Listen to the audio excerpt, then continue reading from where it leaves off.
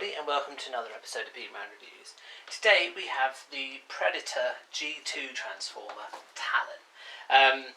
Now, Talon, when he was original, came with a couple of luminous colour missiles, which would fit there and there, as well as a gold firing missile launcher.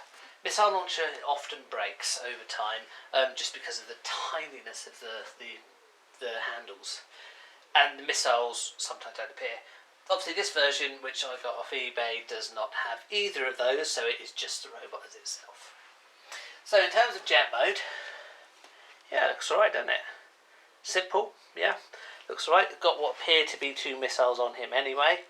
It even comes with a built-in landing gear, which I particularly like, because you remember all the original ones, and when you're a kid, if you've still got an original ramjet with the landing gear, as a kid, not that you've bought off eBay afterwards, but as a kid you're doing well.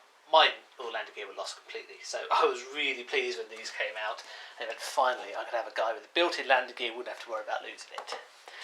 Transformation, first, before we come to transformation, the gimmick on these guys was all to do with the Predators combining. And when I say combining, I don't mean into a robot, I mean as in the viewfinders.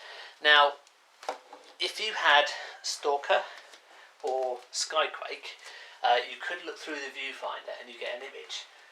Skyquake's image, because of the fact the viewfinder was made out of a bronze coloured metal, suffers from the old plastic syndrome and will destroy itself if you use it, so never ever do that.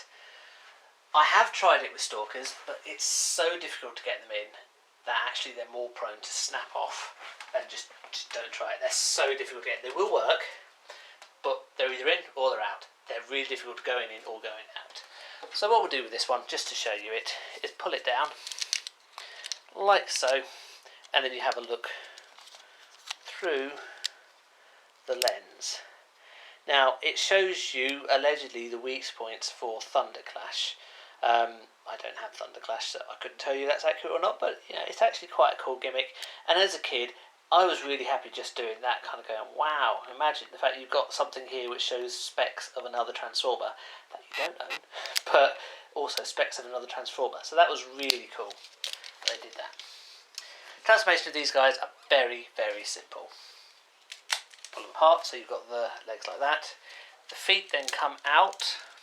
I pull them up here, so you push the feet down and up. It's a bit stiff, but down and up, and we're almost there. Head like that. That is it. Now it's other quite cool. I'll hold it up to the light, but you can't see up the light. If I just tilt the camera up, there we are. A bit of glowing eyes, a bit of plastic through them, so you actually have a bit of glowing eyes. There we are. Which actually is quite a neat effect. Again, when these guys first came out, I'd never seen that. Why is he out of focus now? There we are. I'd never seen that before, so that was really impressive. But yeah, otherwise, say the arms waggle a bit up and down. That's it. That is the limit of the movement. Arms waggling up and down. I gather these guys were a European only release. Kind of see why. They're not bad toys at all. They're just totally not complex in any way or form. There are quite a few Predators.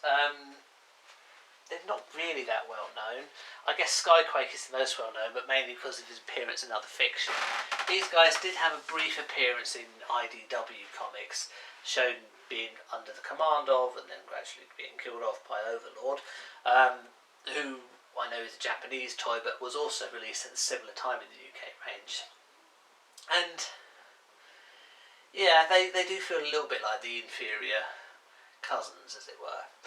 It's not that they're bad, it's just that they're not very complicated at all. They are definitely at the lower end of the price range, which is probably why I had them, as that's all I could afford at the time. But yeah, they do the job well. They're a plane, they're quite a good plane. As I say, the landing gear is a particularly good idea. They're a robot. It's not a bad robot. I mean, if we just have a zoom in there, that's quite an impressive degree of detail on there, with all the little vents. The head is pretty good detail on there, so they're not bad at all. They're just simple.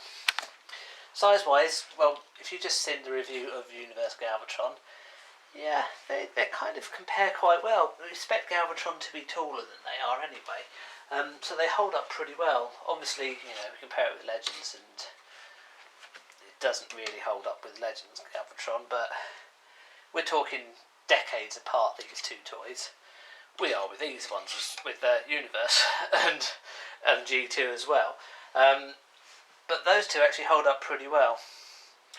So I know his elbows, or it gives the impression with this guy that his shoulders are, you know, the same height of his head, which does look a bit funny, it has to be said. But otherwise, it's a pretty decent little toy. As I say, the jet is particularly good in that it comes with not with a missile, with the landing gear, and it does look like it has two missiles built in with these shiny bits here. One final point is the colour scheme is quite good. Now, most G2 toys are known for being particularly garish in the colour scheme.